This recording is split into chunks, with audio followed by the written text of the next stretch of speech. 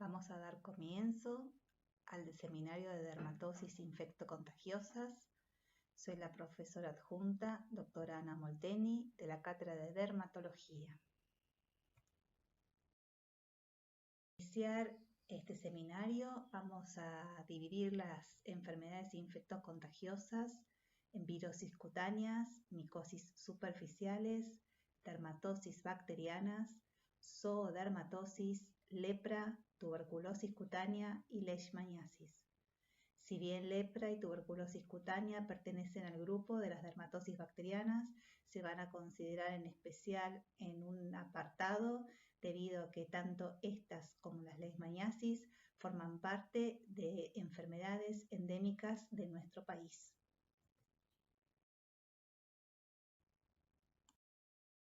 Vamos a referirnos al estudio de las virosis cutáneas. Sabemos que los virus son parásitos intracelulares obligados, formados por genoma que contiene un solo ácido nucleico, ADN o ARN, cubierto por una envoltura proteica altamente organizada. La infección viral comienza con la entrada del virión o partícula infectante en las células susceptibles. Las infecciones virales pueden llegar a la piel a través de inoculación directa. En este caso, el extracto córneo constituye una barrera física y biológica contra el ingreso de los virus. Sin embargo, muchos de ellos pueden traspasar esta barrera a través de pequeñas erosiones, traumatismos, picaduras de insectos que permiten la entrada del virus. Es el caso típico de los virus por HPV y del molusco contagioso. También puede ocurrir por infección sistémica. En este caso, existe una viremia y afecta en primer lugar a la capa media de la piel, que es la dermis, como en el caso del sarampión y la rubiola. O también existe lo que se denomina diseminación local. En este caso es a partir de un foco interno, como consecuencia de la reactivación de infecciones latentes. Este es el caso típico de los herpes virus y el varicela zoster. Reconocer que la severidad de la infección viral depende de la vía de entrada, pero también de factores relacionados con el huésped, como las defensas celulares, humorales y otros factores.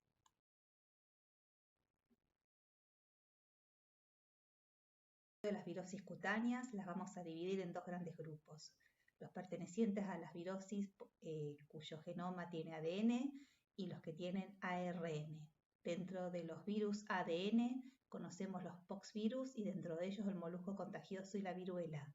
Los herpes virus, dentro de ellos el herpes virus simple, tipo 1 y tipo 2, varicela zoster, citomegalovirus, Epstein-Barr, herpes virus del tipo 6 y 7 y herpes virus 8. Además está la familia de los papuavirus, como el HPV. Dentro de la familia de los virus que contienen en su genoma ARN están los Picornaviridae y dentro de ellos el Coxsackie y los otros enterovirus. El paramyxovirus, como el virus del sarampión, los togavirus, como el virus rubiola, y los retrovirus, como el virus del HIV.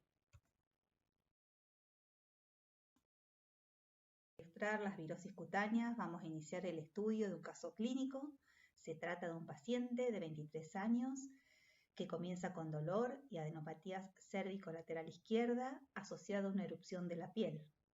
No tiene antecedentes personales o familiares de importancia. Sin embargo, fíjense que es un caso muy reciente porque el paciente estaba cursando la cuarentena por COVID-19. Imagen panorámica podemos visualizar que la erupción se distribuye en el territorio del plexo braquial, comprometiendo la cara lateral del cuello. Se asocia a adenopatías que son francamente notorias en la primera imagen de la izquierda. Si miramos la imagen de la derecha, podemos visualizar la erupción a nivel de la raíz del cuero cabelludo, donde se ven que está constituido por placas eritematosas cubiertas por vesículas. El territorio de distribución es del plexo braquial. Podemos ver en esta imagen que compromete además la región cervical posterior y la región supraescapular. En datos clínicos podemos confirmar que estamos en presencia de un herpes zóster, que es la reactivación del virus varicela. Ahora bien, es un paciente joven, sano, sin ningún antecedente de enfermedades personales o familiares, pero que desarrolla un herpes zóster en edades muy precoces. La pregunta es, ¿cuál es el origen de que pase esto? Normalmente lo vemos en personas mayores. Pues bien, tiene que ver mucho, en este caso, considero que tuvo que ver el aislamiento de la cuarentena vinculado a nuestra pandemia de COVID-19.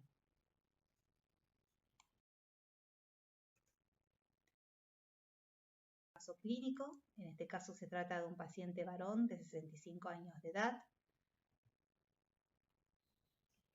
que es portador de un linfoma en tratamiento con quimioterapia, cuyo motivo de consulta son lesiones dolorosas en la parte lateral y posterior del tronco de 4 días de evolución. Ya en esta imagen panorámica podemos visualizar que el compromiso es de varias metámeras, por lo menos 2, y que esta erupción está conformada por placas eritemato-vesiculosas cubiertas por costras. Estas lesiones vesiculosas, que son las lesiones elementales de contenido líquido, se disponen en ramilletes, se rompen porque son lesiones epidérmicas y dejan erosiones de contorno policíclico. Estas erosiones se cubren de costras, algunas son cerosas y otras son de aspecto necrótico. Siempre estos cuadros se asocian a intenso dolor. Generalmente cuando vemos estos cuadros con un gran componente necrótico decimos que el estado inmunológico del huésped es bastante deficiente. Imagen panorámica donde podemos visualizar con gran aproximación cómo se presentan estos ramilletes de vesículas o en racimos también se llaman sobre esta base eritematosa. Esta imagen es para ilustrar que en este caso está comprometida la rama oftálmica del trigémino, por eso vemos que la distribución de las lesiones son en la región frontal y cuero cabelludo. El riesgo de estos cuadros es que en la evolución puede comprometer a la córnea y llevar a la ceguera, es una de las causas de urgencias dermatológicas que tenemos. Y fíjense en la imagen de la derecha que ya las lesiones vesiculosas fueron cubiertas por costras que comprometen no solamente la zona frontal, párpado y córnea, que no podemos visualizar porque el paciente está con los ojos cerrados, sino que también el dorso de la parte proximal de la nariz. En este caso clínico podemos ver que el territorio de distribución afectado corresponde a la segunda rama del trigémino, es decir, la rama maxilar superior. Y en esta imagen podemos determinar que el compromiso es de mejilla, nariz y labio superior del mismo lado. Si hacemos abrir la boca al paciente, podemos determinar que el compromiso también se extiende sobre el paladar duro, la zona de encías y labio.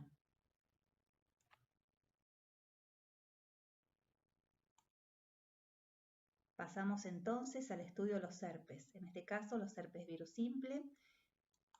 Generalmente el herpes virus simple de tipo 1 afecta la región orofacial y el tipo 2 la región genital. Ambos tipos de herpes se originan a partir de una primoinfección y una o más reactivaciones. En este caso podemos visualizar la presencia de una primoinfección herpética en el labio inferior, en donde se puede visualizar la presencia de estas vesículas, que son las lesiones de contenido líquido que se distribuyen en forma de ramilletes.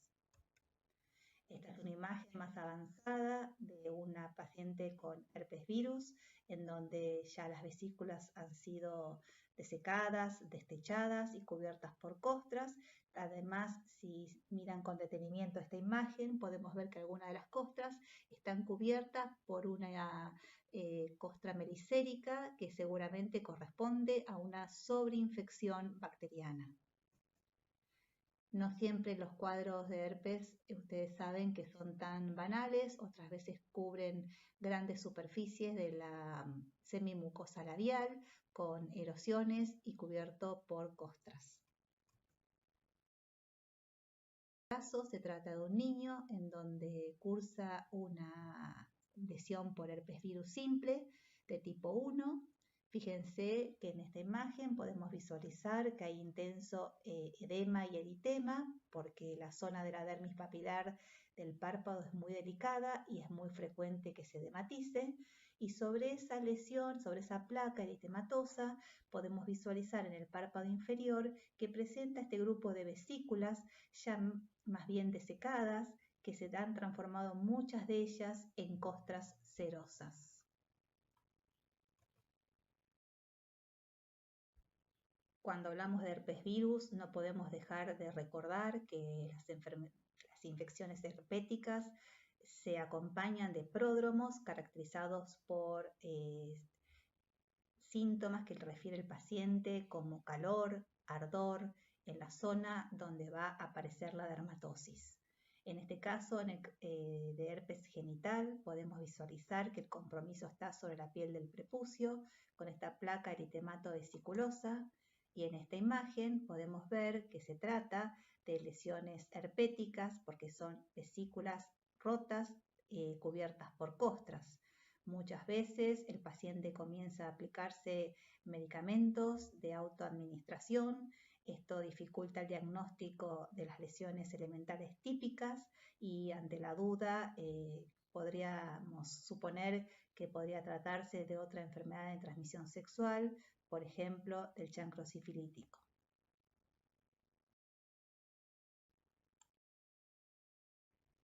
Cuando el compromiso del herpes virus es en el aparato genital femenino, este puede en una primera infección ser más abundantes. Vemos las lesiones erosivas que se producen porque la zona de maceración y fricción es muy frecuente. Cuando hay severo inmunocompromisos, a veces es difícil hacer el diagnóstico de los herpes virus genitales. Recordemos que la anatomía femenina hace que muchas veces los herpes no estén al alcance de la visualización y pueden estar presentes dentro de la zona vaginal o inclusive cuello del útero. La erupción variceliforme de Kaposi también se llama eczema herpético, aunque los herpes virus no son los únicos causantes de esta patología, también se ha descrito por virus Coxsackie. Se caracteriza por la presencia de estas lesiones herpéticas sobre un terreno predisponente. Generalmente son pacientes que tienen alteración de la barrera cutánea, como aquellos pacientes portadores de atopía, sobre la cual se instala el virus. Fíjense en esta imagen la cantidad de lesiones que tiene, cubiertas por costras, pueden comprometer otras áreas del tegumento. Se acompaña de adenopatías y alteración severo del estado general del huésped. Hay un 10% de mortalidad en casos de niños y lactantes y también hay otro pico cuando la afección se encuentra entre la segunda y tercera década de la vida. Obviamente esto se presta a muchos diagnósticos diferenciales, sobre todo sobre infecciones bacterianas. El tratamiento siempre es por antivirales por vía endovenosa y cobertura antibiótica por la sobreinfección bacteriana. Vamos a dedicarnos al estudio de la varicela. Esta es una enfermedad infectocontagiosa, cutáneo-mucosa, transmitida habitualmente por las gotitas de saliva, de carácter benigno, muy común en niños de 1 a 7 años. La varicela es grave en los adultos y en recién nacidos cuando las madres han cursado esta viremia durante el embarazo. Luego de un periodo de incubación de 2 a 3 semanas, se inician síntomas prodrómicos, que son fiebre, angina y decaimiento, es decir, un cuadro francamente respiratorio. Posteriormente aparece este exantema que comienza en la cara, cuero cabelludo y tronco para extenderse en forma centrífuga a las extremidades. Las lesiones aparecen en brotes agudos de vesículas sobre una base eritematosa, no están infiltradas, sin un orden aparente, lo que da la imagen de encielo estrellado. Fíjense en estas imágenes, podemos ver con mayor detenimiento las lesiones elementales de estas vesículas que tienen un color lívido que es patognomónico, que asientan sobre una base eritematosa, que en su evolución se destechan y se forman costras. Imagen de una varicela en la región del pañal, que muchas veces genera dificultad, sobre todo cuando el brote empieza desde esta zona, con otras lesiones a nivel de la zona del pañal, como pueden ser las dermatosis bacterianas. Paciente adulto que, como habíamos mencionado, cursa una varicela con el compromiso cefálico. En este caso de la imagen de la derecha podemos determinar que estas costras están cubiertas, además de ser hemáticas, tiene una sobreinfección bacteriana que es frecuente cuando se presenta el rascado. Imagen clínica de las lesiones típicas de varicelas. Esto podríamos decir que la varicela pertenece al grupo de las dermatosis pseudopolimorfas. Esto significa que una misma lesión elemental puede ser visible en diferentes estados evolutivos, a diferencia de otras dermatosis como el acné, en donde existen simultáneamente en la misma dermatosis múltiples lesiones elementales, donde se ve francamente la presencia de estas vesículas características del brote de varicela. Podemos visualizar la imagen que clínicamente se llama el cielo estrellado, con múltiples vesículas, algunas ya cubiertas en su evolución por costras. Es la imagen del miembro inferior de un paciente que está cursando varicela con estas lesiones características de vesículas que asientan sobre esa base eritematosa.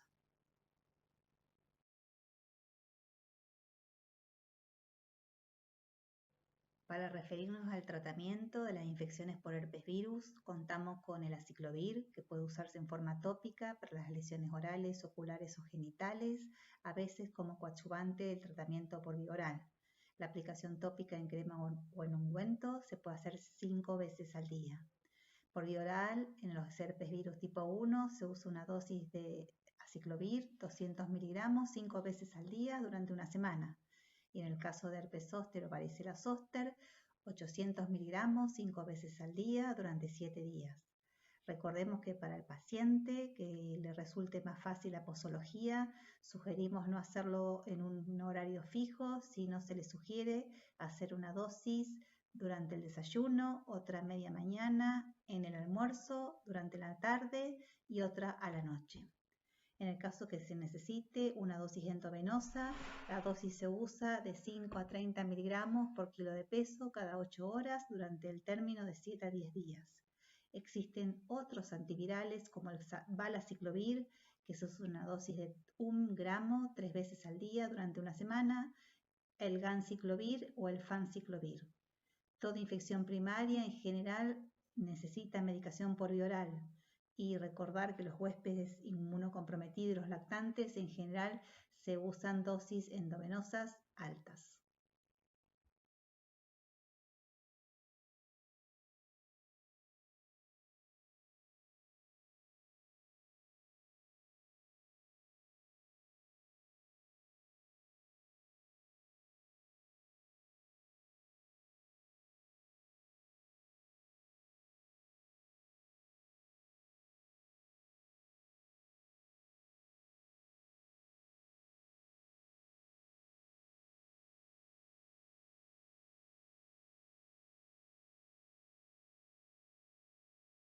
Vamos a dar pautas especiales para el tratamiento del herpes zóster. Sabemos que es una de las pocas urgencias dermatológicas cuyo tratamiento debe ser realizado dentro de las primeras 24 a 72 horas. Habitualmente usamos antivirales en las dosis indicadas anteriormente, asociadas a antiinflamatorios por el gran componente inflamatorio, y asociamos complejo vitamínico B1, B6, B12 para prevenir la neuralgia postherpética. El tratamiento local puede hacerse con agua iodada y a veces asociamos, cuando las áreas de extensión son pequeñas, antiviral de uso tópico. Es de remarcar que muchas veces el paciente recurre a medidas no tradicionales de la medicina, se hacen tinturas o pincelados con tinta china. Sabemos que perfectamente que el herpes zóster, la dermatosis en sí misma es un cuadro autolimitado, dura de 7 a 10 días, pero el problema es que el herpes zóster se vehiculiza en forma retrógrada desde los ganglios nerviosos hacia la piel, comprometiendo las metámeras y alterando la cubierta del nervio, produciendo una desmineralización, lo cual es pasible de que ocurra una neuralgia posherpética. Los cuadros de neuralgia posherpética son más frecuentes en pacientes adultos, por encima de los 60 años, pero no obstante ello, nosotros siempre tratamos de recuperar o ayudar en disminuir la inflamación del nervio, haciendo los tratamientos y cubriendo al paciente durante 2 meses o más con complejo vitamínico B.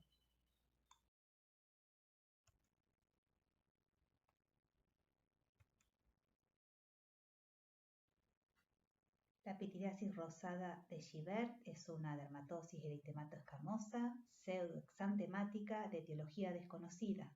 La tratamos en esta parte de las infecciones virales debido a que, entre otras causas, se la ha asociado a los herpes virus 6 y 7. Tiene una frecuencia estacional en otoño y primavera, ataca a adolescentes y adultos de ambos sexos.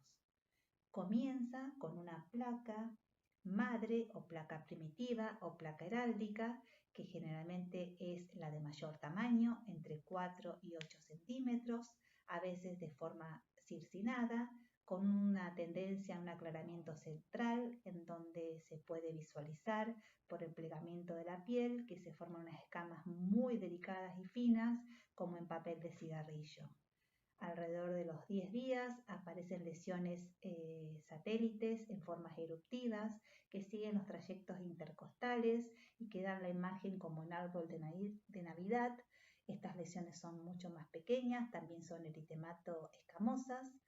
La enfermedad es totalmente benigna, tiene un curso evolutivo de 1 a 3 meses con un promedio de 1 mes y medio, y merece la pena destacar que dada que la mayoría de las veces son cuadros asintomáticos o levemente pruriginosos, sobre todo cuando el paciente hace ejercicio o post-baño, merece que hagamos el diagnóstico diferencial con otras enfermedades de características similares, como fundamentalmente ocurre en la sífilis secundaria de estas lesiones eritemato-escamosas, para lo cual, ante la menor duda, podemos solicitar un examen de BDRL cuantitativo para descartar la LUES secundaria. Vamos a referirnos a la rociola infantil o exantema súbito de los niños. También se llama sexta enfermedad. Tiene un periodo de incubación de 10 días, predomina en otoño y primavera, aparece en forma repentina en bebés o niños de corta edad, de 6 meses a 2 años, caracterizado por fiebre alta, diarrea, a veces convulsiones y poliadenopatías.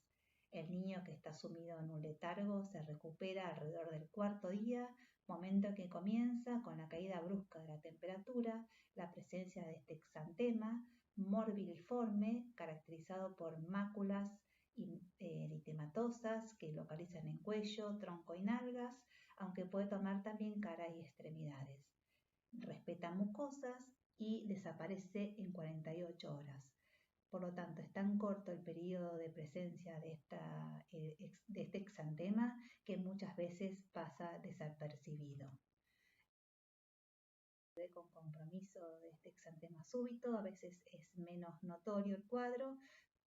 Acá podemos visualizar alrededor de la zona auricular y la zona del cuello y algunas zonas del tronco también comprometidas. El herpes virus tipo 8 es productor de la angiosarcomatosis de Kaposi, infecta los endoteliocitos, donde induce las alteraciones de la enfermedad, y también los linfocitos, principalmente los B. Es considerada una infección de transmisión sexual circunstancial Solo se lo ha detectado en saliva, aunque también se consideraba que únicamente se lo relacionaba al SIDA, pero actualmente se sabe que puede transmitirse sin que exista esta enfermedad. Se caracteriza por la presencia de lesiones de tipo nodulares y placas rojo-violáceas o parduzcas oscuras, de superficie normal, atrófica, ulcerada o verrugosa, precedido generalmente por un edema que es considerado preeruptivo, un edema lardáceo.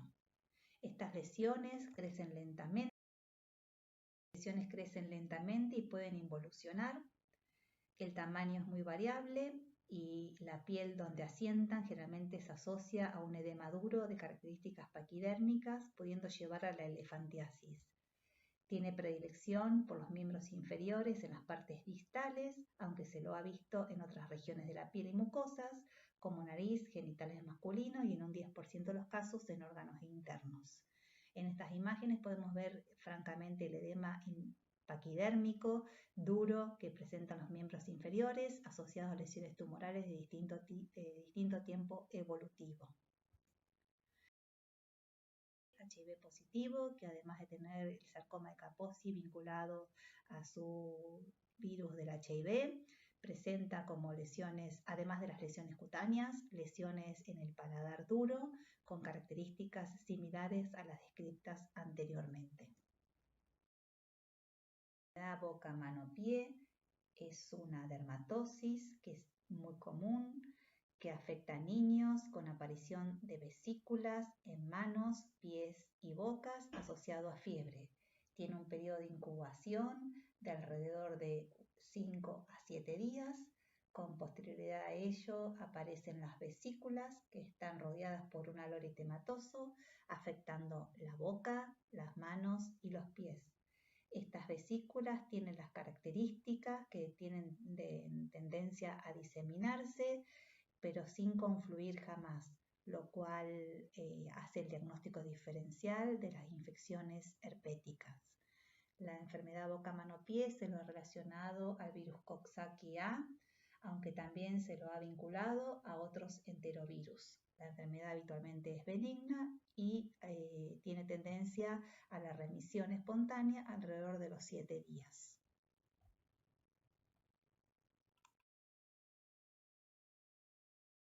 Vamos a pasar a la infección por papogavirus. Son virus ADN cuya característica es la capacidad de integrarse al genoma de células infectadas y consecuentemente originar la proliferación de las mismas. El HPV infecta epitelios estratificados, es por esto que ama la piel y se desarrolla en la misma, integrándose completamente al queratinocito al cual acompaña en toda su diferenciación. El mecanismo por el cual el virus se mantiene en la epidermis es que infecta las células de la capa basal, luego de ingresar a través de mínimas erosiones o maceraciones. Existen más de 200 especies de HPV agrupadas en 16 géneros. Se clasifican en 3 grupos: cutáneos, mucocutáneos, de bajo y alto grado de progresión a malignidad, y los asociados a enfermedades raras, autosómicas recesivas, como la epidermodisplasia verruciforme, que es una genodermatosis. Existen ciertos serotipos de HPV que se asocian a características clínicas especiales, pero esto no es absoluto. El HPV puede producir infecciones productivas, es decir, clínicas. También puede dar origen a infecciones subclínicas o latentes. En el 70% de los casos, los cuadros son autorresolutivos alrededor del año, pero en el 90% de los casos evolucionan más de 2 años y el resto pueden generar cuadros persistentes. Una de las expresiones cutáneas de los virus por HPV son los condilomas acuminados. Estas son proliferaciones benignas de la piel y de las mucosas, muy comunes, que se localizan preferentemente en genitales y pliegues vecinos, así como en la proximidad de los orificios naturales, boca y ano, cuero cabelludo y axilas. Se observan generalmente en personas jóvenes de ambos sexos y están constituidos por elementos papilomatosos. En la zona genital se observan estas lesiones producida por cepas benignas, como por ejemplo el serotipo 6 y 11, aunque existen cepas oncogénicas 16, 18, 31, 33, 35, 39, 45, 51, 52, 56, 58 y 59. La mayoría de los casos de estas cepas oncogénicas, que es por la integración del virus a la maquinaria del ADN de la célula que está infectando, es transformarse en un adenocarcinoma invasor. En el 90% de los casos son adenocarcinomas escamosos. Obviamente tenemos que considerar que el virus del HPV no es el único factor que interviene en este proceso. Muchas veces hay cofactores que se asocian, como puede ser el uso de tabaco, drogas inmunosupresoras u otras enfermedades de transmisión sexual. En el 10% de los casos puede expresarse como adenocarcinoma, su potencial maligno, generalmente vinculado a cepas 16, 18 y 20. Tenemos que en este momento mencionar que existen dos vacunas, una tetravalente, es decir, que cubre las cepas 6, 11, 16 y 18, y una vacuna que cubre cepas en características de las nanovalentes, es decir, 9 cepas, 6, 11, 16, 18, 31, 33, 45, 52 y 58. Es considerada una enfermedad de transmisión sexual, pero también parasexual. Cuando se afectan a los niños es necesario, una vez que se descarta la posibilidad de abuso sexual, investigar a las personas que los cuidan en busca de lesiones de HPV en otras áreas del tegumento. En estas imágenes podemos visualizar que las lesiones de condilomas acuminados están constituidas por elementos papilomatosos de tipo vegetaciones, blancuzcos, cuyo extremo libre presenta una serie de digitaciones que le han valido la denominación de cresta de gallo. Estas prolongaciones filiformes en su conjunto recuerdan al aspecto de un coliflor, muchas veces son sésiles, es decir, de base ancha, otras veces son de aspecto pediculadas. El color puede ser rosado a rojo, a veces son secas y otras húmedas cuando se maceran en las zonas de pliegues. En estas imágenes podemos ver lesiones alrededor de la zona perianal, en la piel del prepucio, más verrugosas, más blancas grisáceas, y en la zona de la horquilla vulvar. Los condilomas acuminados en la zona genital en general no son dolorosos, pero pueden provocar molestias locales. Suelen traumatizarse por estar en zona de fricción y roce, y muchas veces las erosiones pueden predisponer a otras enfermedades de transmisión sexual. No obstante, cuando tenemos lesiones que dan la imagen de lesiones más planas, erosivas, podemos hacer el diagnóstico diferencial con las sífilides papulosas de la sífilis secundaria.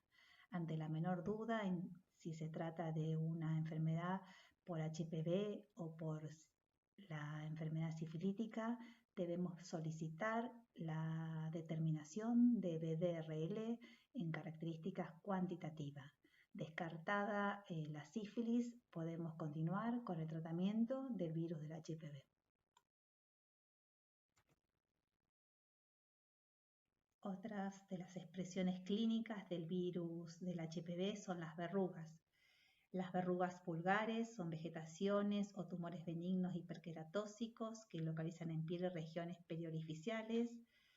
Son sésiles en general, de superficie áspera, rugosa y dura, con aspecto de coliflor, moteada por puntos rojizos debido a los vasos capilares dilatados, como podemos visualizar en la imagen superior izquierda.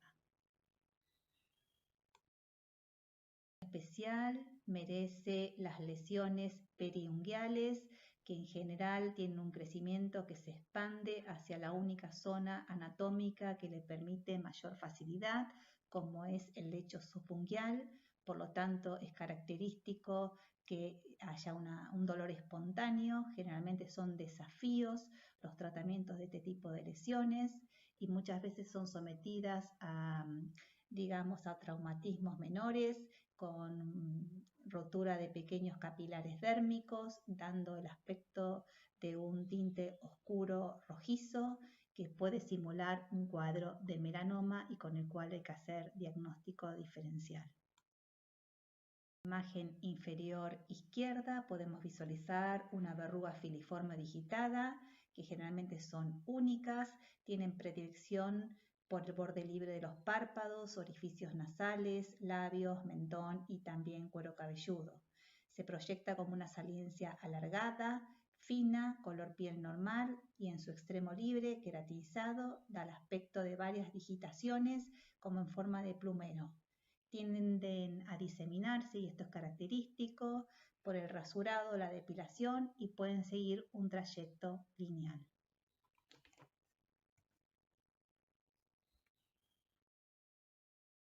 Estas son verrugas planas, se consideran pápulas epidérmicas puras, son de superficie aplanada, lisa, de forma redondeada o poligonal, son auto y heteroinoculables, son frecuentes en niños y mujeres, el tamaño varía de 1 a 3 milímetros, pueden generar un discreto relieve sobre la piel, dando a veces la imagen de que no están presentes y tenemos que utilizar luz en forma tangencial para poderlas visualizar.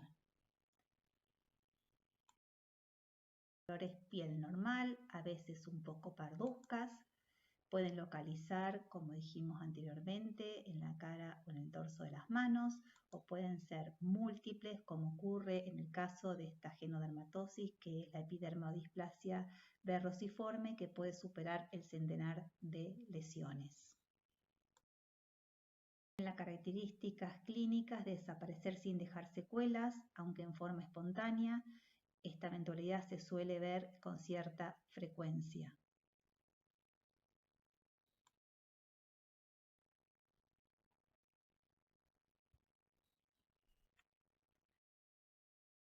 Es una imagen del fenómeno isomórfico de Kepner que se produce cuando después de un traumatismo de trayecto lineal, esa zona se cubre de lesiones de HPV en forma plana con el trayecto que generó el traumatismo.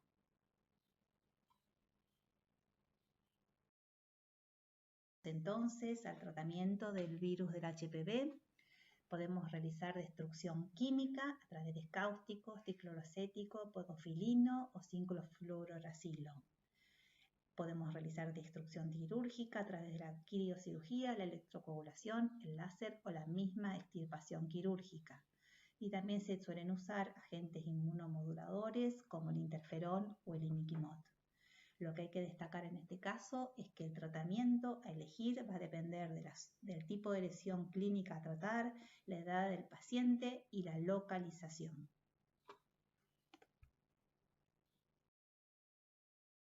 Los moluscos contagiosos pertenecen al grupo de los poxvirus, son enfermedades benignas, sin síntomas locales o generales, que después de un periodo de incubación de pocas semanas, este virus produce pequeñas neoformaciones epiteliales de forma esférica, de consistencia firme, cuyo tamaño es un poco mayor del tamaño de una cabeza de alfiler.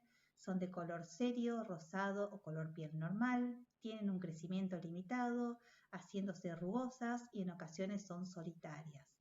En este último caso pueden alcanzar gran tamaño. El rasgo semiológico característico es su umbilicación central de cada uno de estos elementos y en algunos casos simulan una intensa hiperkeratosis que parecen cuernos cutáneos. Esta umbilicación central puede faltar en algunas lesiones recientes. Si los comprimimos, se puede extraer una masa blanquecina y gaseosa donde se encuentran los cuerpos de inclusión, que son las partículas virales. Son altamente contagiosos porque durante el baño, la fricción, pueden romperse estas estructuras virales, por lo tanto son autoinoculables y pueden perdurar cierto tiempo, aunque pueden involucionar espontáneamente. Se considera que es una enfermedad que dura entre meses hasta 2 años y el tratamiento es la cronoterapia, Habitualmente sugiero mantener la piel secándola a través de pequeños golpecitos sin friccionar, aplicar alcohol como mecanismo de control de la sequedad de la enfermedad, y también se pueden realizar curetaje de las lesiones, de cada una de las lesiones, o aplicar sustancias queratolíticas. Referirnos al sarampión, que es un paramixovirus perteneciente al grupo de los ARN virus. En este caso, el sarampión es frecuente en la infancia y se inicia con fiebre, catarro conjuntival y nasal y los puntos de Koplik en la mucosa bucal. No hay intervalo entre el periodo prodrómico del catarro o de la infección de vías aéreas superiores con la presencia del exantema que aparece en la frente y detrás de las orejas para luego extenderse en forma centrífuga hacia el cuello, tronco y miembros. La fiebre remite al detenerse el brote y las lesiones se palidecen. Esta dermatosis maculosa o maculopapular puede ser confluente. La leucopenia es habitual. El sarampión particularmente es contagioso durante el periodo catarral.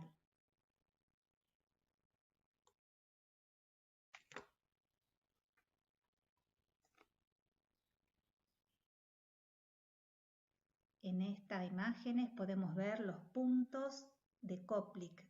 Habitualmente también se les llama manchas de Koplik, pero desde el punto de vista de lesión elemental podemos decir que son lesiones de color blanco azulado, bilaterales, que localizan a nivel de la mucosa yugal, al nivel de la salida de los conductos parotidios, de los premolares y en la cara interna del labio inferior. El tamaño varía entre 1 y 3 milímetros y las mismas lesiones pueden localizarse en otras áreas como puede ser las áreas conjuntivales.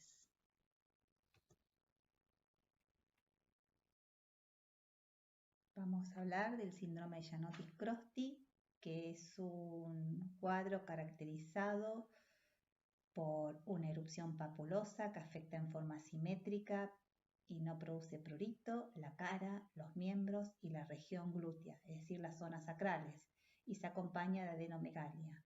Es un cuadro en el cual no están involucradas las mucosas y las lesiones cutáneas evolucionan en un periodo no menor a un mes. Existe compromiso ganglionar de adenopatías inguinales y axilares, las cuales pueden persistir durante meses después de la desaparición del exantema.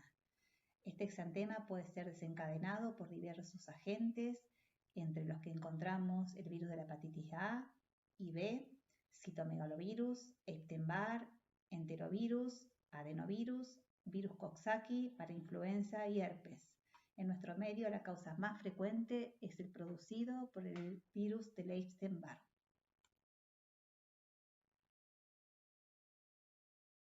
Pasamos a un nuevo caso clínico. En este caso se trata de una mujer de 40 años que presenta en la cara interna y dorso del pie una lesión de características pruriginosas que refiere que tiene un mes de evolución y que va progresando en forma centrífugamente.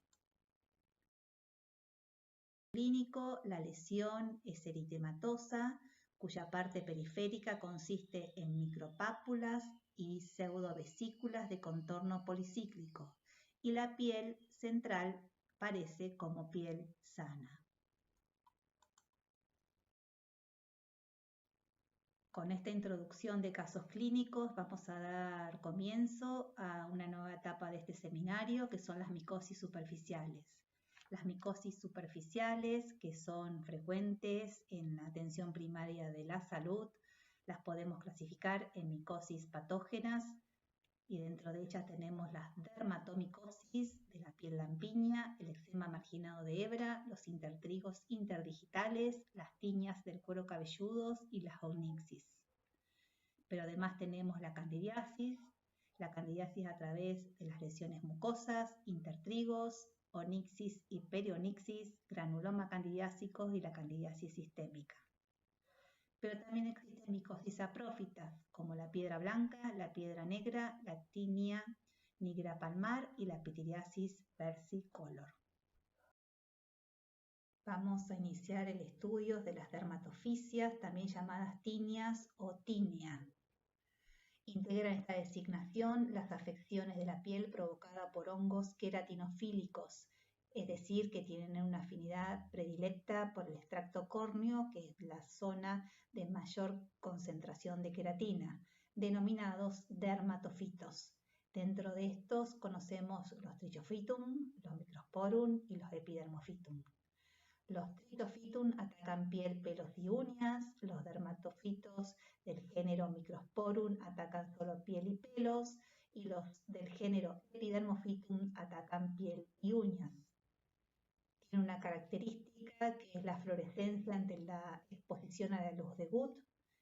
Y cuando encontramos una dermatofitosis subcutánea, es decir, que no compromete el aparato folicular, son como consecuencia de un fenómeno de fungemia. Los dermatofitos, según el medio en donde se desarrollan naturalmente, los ubicamos en el suelo y se denominan hongos geofílicos o telúricos. Pueden pertenecer a especies animales y en este caso se denominan hongos zoofílicos como el Microsporum canis, el Trichophyllum mentagrophytes, o pueden pertenecer a la especie humana y se consideran hongos del grupo de los antropofílicos, como el Trichophytum rubrum, el Epidermophytum flocosum. Los hongos, las características zoofílicas y geofílicas, son tendientes a generar lesiones supuradas, mientras que las variantes antropofílicas generan en general poca inflamación y tienen tendencia a una evolución más crónica. Pasamos a describir una de las localizaciones de estos dermatofitos, denominado tinea corporis. En general aparece como una lesión eritemato-escamosa única que tiene tendencia a crecer en forma excéntrica, dando el aspecto de que aclara en el centro con un borde eritemato vesículo costroso en la zona periférica. De pacientes que tienen una tinea corporis, en donde inclusive puede verse un doble borde, pero en general estas lesiones son de larga evolución, tienen tendencia a una aparente curación espontánea, invadiendo el tejido sano, con este borde característico que los representa. Para continuar la descripción de las micosis superficiales, vamos a referirnos al caso de un paciente que tuvimos en consulta en el hospital. Es un hombre de 57 años, de oficio panadero, cuyo motivo de consulta son lesiones figuradas distribuidas en todo el tegumento. En la imagen, cuando nosotros vemos al paciente, por supuesto que en el examen físico de un paciente con lesiones dermatológicas es imprescindible que el paciente se desvista, contar con buena temperatura en el ambiente y buena luz. En este caso podemos visualizar que la extensión de lesiones comprometen tanto el tronco anterior como posterior. Está constituido por lesiones eritemato-escamosas de aspecto figurado o geográfico. Algunas confluyen, el centro es más claro, en algunos casos más un eritema pálido, en otros casos color piel normal. En físico visualizamos que tiene un intertrigo inguinocrural asociado a lesiones en las palmas de las manos, que nos hizo dudar que no se tratara de una sífilis papulosa, por lo tanto fue solicitado un examen de BDRL. Continuando con el examen físico de este paciente que tiene esta dermatofisia generalizada en los miembros inferiores, ella pierde un poco la imagen de esa lesión figurada con centro que se aclara y se presta a otros diagnósticos diferenciales, entre ellos la lepra. En la imagen de la derecha podemos visualizar que ese borde está como desdibujado y ya esa imagen de costras de vesículas en la zona periférica no se visualiza y da la imagen o la sensación de que estamos en presencia de un cuadro eczematoso.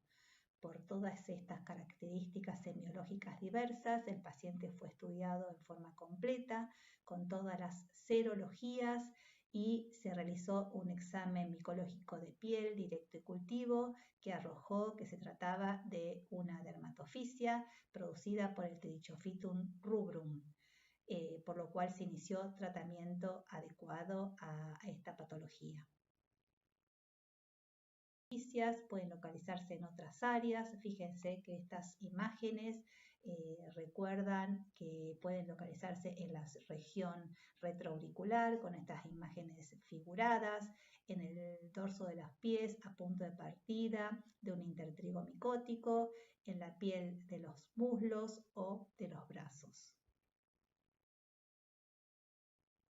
La tinea faciei es cuando la dermatofisia se localiza en la cara. Estas imágenes que tienen tendencia a un crecimiento excéntrico con un aclaramiento central y este borde pápulo vesículo costroso característico. Entonces, a la tinea de localización inguinocrural, también llamada tinea cruris o eczema marginado de hebra, es muy frecuente en el adulto hombre y es producido por el Epidermophytum flocosum frecuentemente, aunque también por el rubrum. Tiene las características del Trichophytum que produce este borde eritemato vesículo costroso con un aclaramiento central. Muchas veces tenemos dudas en esta patología porque son de larga evolución. Podemos decir en esta imagen en particular que puede tener un tiempo de evolución más allá de los 2 años. Tienen tendencia a mejorar o a aplacarse durante los meses de invierno, donde uno transpira menos, hay menos maceración y menos calor, y a reactivarse en las épocas estivales. De una tinea inguinocrural, a veces un poco más desdibujada, hay que tener cuidado que no se trate de una tinea incógnita. En la imagen superior izquierda podemos visualizar ese borde eritematoso bien delimitado con el que se extiende no solamente la región suprapúbica, sino a la cara anterior de los muslos. En la imagen inferior derecha, esta lesión es un poco más desdibujada, con una imagen menos clara de que se trate de una tinea inguinocrural.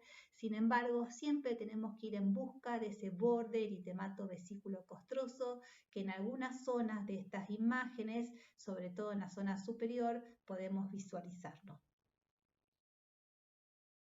Es habitual que en estas patologías y sobre todo en las variantes antropofílicas que son de evolución más crónica, el paciente suele tratarse con triple asociación de cremas. Recuerden que estas cremas de triple asociación de medicamentos tienen corticoides, antibióticos y antimicóticos que de alguna manera modifican las lesiones elementales que nos permiten hacer el diagnóstico.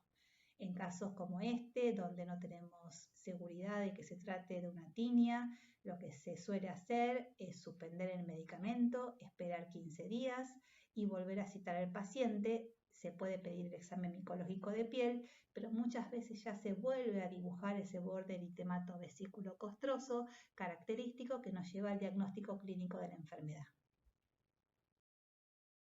Cuando la dermatofisia afecta la zona del pie, podemos hablar del pie de atleta o tinea pedis. Es un intertrigo, es decir, compromete los pliegues de los pies y es producido en general por el Trichophytum y el Epidermophytum. Fíjense que muchas veces cuando buscamos el foco de origen, a lo mejor de un eczema disidrótico, tenemos que ir en busca de un foco infeccioso. Este foco infeccioso puede estar localizado en las uñas o entre los dedos de los pies. En estas imágenes podemos visualizar, sobre todo en la imagen de la derecha, que existe una placa de aspecto hiperqueratósico, macerado, con erosiones que corresponden al intertrigo micótico. Dermatofisias interdigitales, a veces son más húmedas, a veces son más secas, Pueden estar involucrados, como dijimos, el Trichophytum rubrum o el Trichophytum de Mentagrophytes. Cuando los dermatofitos afectan el cuero cabelludo, hablamos de tinea capitis. Son infecciones micóticas de los pelos que producen su fractura y determinan placas alopécicas transitorias o definitivas. En general decimos que el pelo es afectado en su porción libre e infrafolicular. Es la micosis más frecuente de la infancia, pero en forma esporádica puede afectar a la adolescencia. Se considera que esta paulatina disminución de la incidencia es debida a que a partir de esta etapa los ácidos grasos no saturados con gran capacidad fungistática limitan el desarrollo de la misma. Dentro de la clasificación podemos hablar de tiñas no supuradas y dentro de ellas las no cicatrizales como las tonsurantes microspórica y tricofítica y la tiña cicatrizal denominada tiña fábica. Y dentro de las variantes supuradas hablamos del querión de Celso, la cicosis tricofítica de la barba y la foliculitis disecante y abscedada del cuero cabelludo. Dentro de las tiñas del cuero cabelludo tenemos la tiña tricofítica, que se caracteriza por placas múltiples de pocos milímetros, donde alternan en cada una de ellas pelos sanos e infectados, dando la imagen de un cuero cabelludo descamativo, mientras que la tiña tonsurante microspórica se caracteriza por placas escasas, una o dos, a veces de gran tamaño, en donde los pelos están ralos y se fracturan a 3-4 milímetros del crecimiento desde el cuero cabelludo, es decir, que se desprenden con facilidad ante la menor tracción y sin dolor, dando la imagen de un cuero cabelludo escamoso y color grisáceo. Dentro de las tiñas supurativas está el querión de Celso, que generalmente es una placa única, dolorosa, cubierta por pústulas con tendencia a la supuración, que da la imagen de una placa fluctuante a la palpación, cribada por orificios foliculares, en donde generando una presión salen gotas de pus espeso, amarillento, verdoso, considerado como signo de la espumadera. Muchas veces se cubren de costras y se acompaña de adenopatía satélite. Son producidas por diferentes especies de dermatofitos, fundamentalmente dentro de las especies zoofílicas y geofílicas. Estos cabellos caen a la mínima tracción e incluso pueden desprenderse espontáneamente, dejando una placa alopécica que se cubre parcial o totalmente de pelo. En la imagen inferior derecha, que pertenece a un atlas, está la tiña fábica, caracterizada por la inflamación y producción de pústulas foliculares que se solidifican como resultado de un proceso crónico, llevando a la alopecia cicatrizal. Este proceso crónico es excepcional en Argentina y la lesión elemental en este caso se denomina escudete fábico.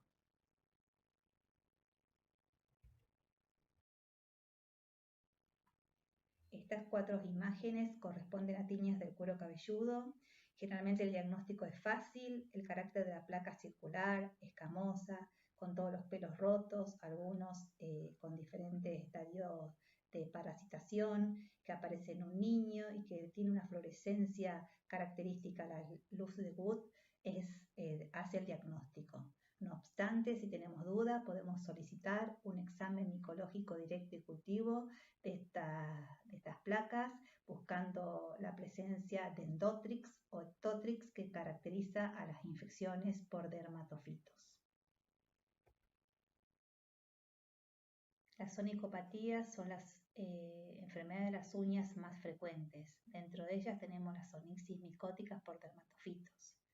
En estas 4 imágenes podemos tener evidencia de las expresiones que pueden ocurrir en las uñas.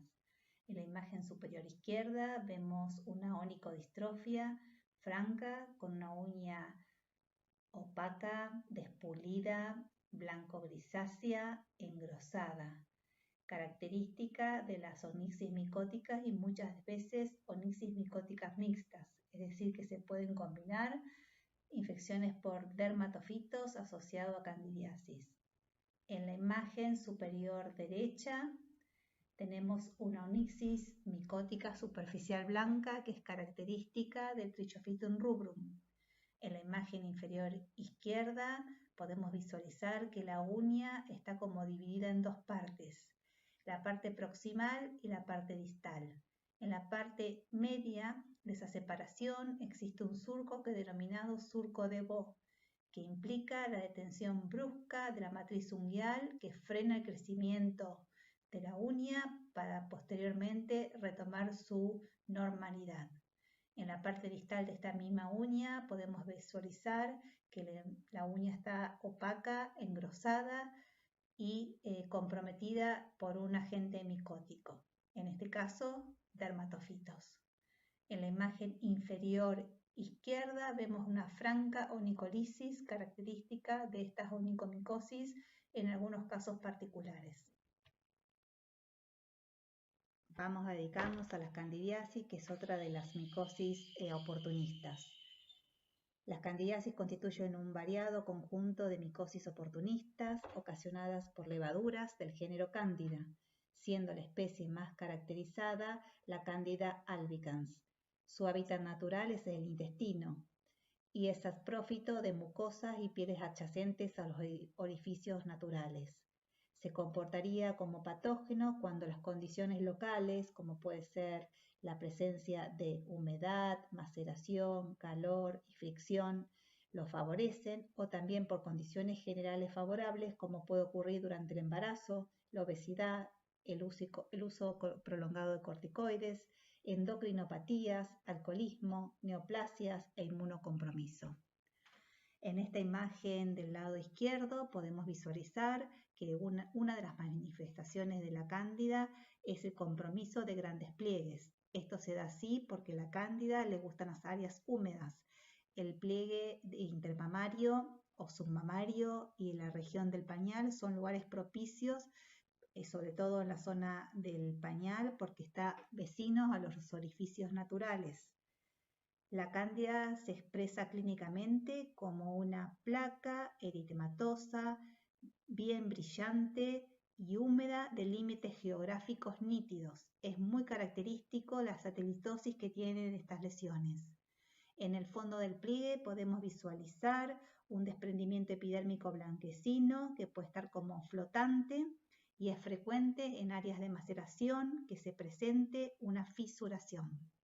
En las imágenes de la derecha podemos ver el compromiso de la cándida a nivel oral, donde podemos visualizar no solamente el compromiso lingual, es decir, de una glositis candidiásica, sino que también se expresa con la presencia de muguet, que son esas imágenes algodonosas que se pueden visualizar en la mucosa yugal, gingival, lingual, en a nivel tonsilar o a nivel palatino también.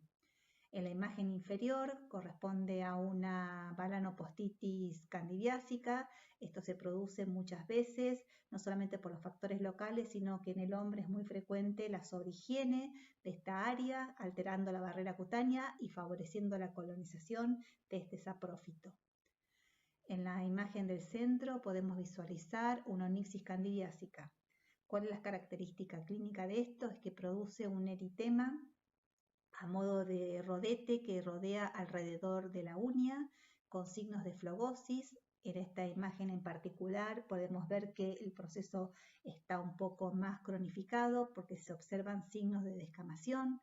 Hay un elemento muy importante que define el caso de la cándida, que es el signo de la tarjeta. Nosotros sabemos que en la unión de la pliegue proximal a la uña está una cubierta de cutánea que se denomina cutícula. Cuando por diferentes motivos, el lavado permanente, el uso de agentes químicos o de agentes, digamos, mecánicos, como en el caso de la panicuría, se altera esta estructura, favorece la entrada de la cándida. Entonces, esta cavidad que normalmente es virtual se transforma en real, favoreciendo el desarrollo de la infección. El signo de la tarjeta remeda al caso cuando nosotros queremos introducir la punta de una cartulina o de un papel entre la piel y la uña. Normalmente esto no es posible si la uña estuviese sana. En el caso de la onyxis candidiásica es típico que la punta del papel se introduzca y esto es uno de los elementos para hacer el diagnóstico de esta candidiasis. Obviamente la cándida, además de comprometer la región proximal, puede comprometer las caras laterales de las uñas y el lecho unguial, y muchas veces logra el desprendimiento de la misma produciendo una onicólisis. Dentro de las micosis aprófitas encontramos la pitiriasis versicolor. Esta es una epidermomicosis muy frecuente, crónica y no pruriginosa, producida por levaduras del género Malassezia, que forman parte de la microbiota local de la piel, fundamentalmente en las áreas de secreción sebácea. Desde el punto de vista fisiológico, la principal característica de estas levaduras es que son obligatoriamente lipofílicas, debido a que tienen un defecto en la capacidad de sintetizar ácidos grasos del tipo C12 y C16, lo cual se manifiesta como la necesidad de tener un aporte exógeno de estos ácidos grasos para su desarrollo. Es por ello que podemos ver que las manifestaciones cutáneas de esta dermatomicosis se presentan en áreas más ricas en ácidos grasos, como puede ser la región interescapular, preesternal o región del cuello cuando se aplican en forma exógena perfumes o desodorantes. La pitiriasis versicolor se caracteriza semiológicamente por placas eritematosas, a veces hipocrómicas u otras veces más hipercrómicas, lo cual le ha valido el término de varios colores y por eso es el término de versicolor.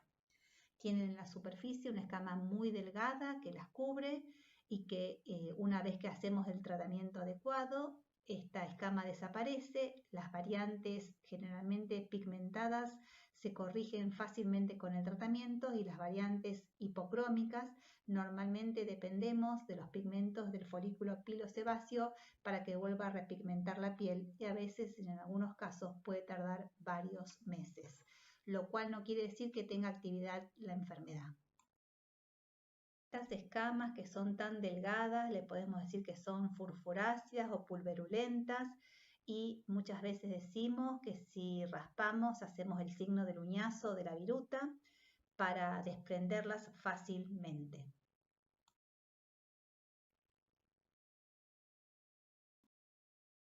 Una mención importante a tener en cuenta es la eczematitis seborreica o dermatitis seborreica, en donde se la ha involucrado a la Malassezia como parte del agente patógeno oportunista en el desarrollo de esta enfermedad. Fíjense en estas imágenes figuradas eritemato escamosa en la región del surco nasogeniano e interciliar. En la imagen del bebé, la dermatitis seborreica del cuero cabelludo o también llamada costra láctea. Una dermatitis seborreica en cuero cabelludo o también considerada como la caspa grasa y hay que hacer diagnóstico diferencial en algunos casos con la psoriasis o la sebopsoriasis. Otra área predispuesta a desarrollar dermatitis seborreica es la región preesternal, debido a que es una zona rica en ácidos grasos y es otra de las zonas donde buscamos la presencia de esta patología. En el tratamiento de las micosis superficiales podemos usar tratamiento local con derivados azólicos o tratamiento sistémico, es decir, por vía oral. En las dermatofisias usamos gliciofulvina, terbinafina o itraconazol y en la cándida y las Malassezia preferimos el ketoconazol, el itraconazol o el fluconazol.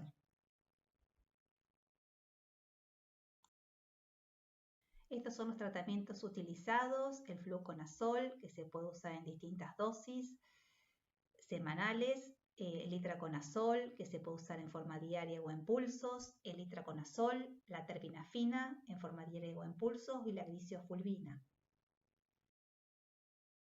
Un tratamiento especial merece el tema de las onicomicosis. Realmente a veces son muy desafiantes, sobre todo las onicomicosis de los pies, que las uñas llegan a crecer hasta 1 milímetro por mes, por lo tanto los tratamientos son crónicos. Se han probado múltiples tratamientos, uno de ellos es el efecto sinérgico de los triazólicos asociados a terbinafina, con una eficacia del 80%. Se realiza, por ejemplo, itraconazol 2 pulsos y luego se sigue con terbinafina 1 pulso o 2 pulsos también. Esto se puede repetir 3 o 4 veces, depende de la clínica del paciente. Otra droga utilizada en la onicomicosis, aunque de menor eficacia, es el fluconazol. La dosis utilizada y recomendada es de 400 miligramos por semana. Los niños pueden ser tratados con terbinafina, con una relación de acuerdo al peso de cada huésped. Un cuarto comprimido hasta los de 30 kilos, medio comprimido entre 30 y 40 kilogramos y un comprimido en mayores de 40 kilos. El itraconazol en solución oral se da en una dosis de 3 a 5 miligramos por kilo de peso por día. Y la glisofirbina habitualmente no se utiliza en los tratamientos para onicomicosis. Necesitamos esperar que la uña crezca. Normalmente asociamos con tratamientos tópicos o soluciones o pastas queratolíticas o laca para coadyuvar en el tratamiento por vía oral. La onicomicosis de 4 milímetros o más de espesor en general no mejora si no hacemos tratamiento para generar onicólisis, es decir, para hacer queratolisis de la placa de la lámina unguial. Algunas de las bibliografías recomendadas que ustedes pueden consultar para poder profundizar este tema o ante la duda. Muchas gracias por la atención.